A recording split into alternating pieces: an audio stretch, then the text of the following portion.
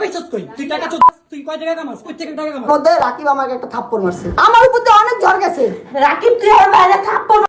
Hello বন্ধুরা, এবার মেহেদী হাসানের গায়ে হাত তোলা নিয়ে চাঞ্চল্যকর তথ্য প্রকাশ করলেন শান্তা হোসেন। তিনি জানিয়েছেন নুসরাত জাহান অন্তরাকে কি বলার জন্য রাকিব হোসেন মেহেদী হাসানের গায়ে হাত তুলেছিলেন। কি এমন ঘটনা যার জন্য 7 বছরের বন্ধুত্ব নষ্ট হয়ে গিয়েছে? চলুন জেনে আসি। তার আগে আপনারা যারা আমাদের চ্যানেলে নতুন তারা প্লিজ ভিডিওটিতে একটি লাইক করে চ্যানেলটি সাবস্ক্রাইব করে দিন। সবার মনে আছে, কেউটা প্রকাশ হয়, কেউটা প্রকাশ হয় না। জুতো মেরে গুরুদান করলে লাভ নেই রাকিব।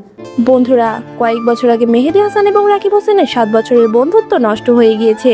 অনেকেই বলছে এর পেছনে নুসরাত জাহান অন্তরার হাত রয়েছে, কিন্তু এ ব্যাপারে শক্ত কোনো প্রমাণ পাওয়া যায়নি। কিন্তু এবার সামাজিক যোগাযোগ মাধ্যমে ইয়াসিন হোসেন একটি ভিডিও প্রকাশ করে দিয়েছেন, যেখানে দেখা যাচ্ছে রাকিব হোসেন অকথ্য ভাষায় গালিগালাজ করছেন মেহেদী হাসানকে এবং তিনি মেহেদী হাসানের গায়ে হাতও তুলেছেন। বন্ধুরা, এবার এ ব্যাপার নিয়ে মুখ খুলেছেন মেহেদী হাসানের বোন শান্তা হোসেন। তিনি জানিয়েছেন, এই ভিডিও দেখার পর আমরা অসুস্থ হয়ে গিয়েছি। বন্ধুরা, তিনি জানিয়েছেন ইয়াসিন হোসেনের কাছে আরো কিছু ভিডিও রয়েছে, যে ভিডিওগুলো প্রকাশ করলে রাকিব হোসেনের সত্যতা প্রকাশ হয়ে যাবে। বন্ধুরা, এই ভিডিওগুলো দেখার জন্য কে কে আগ্রহী তাড়াতাড়ি কমেন্ট করে জানিয়ে দিন।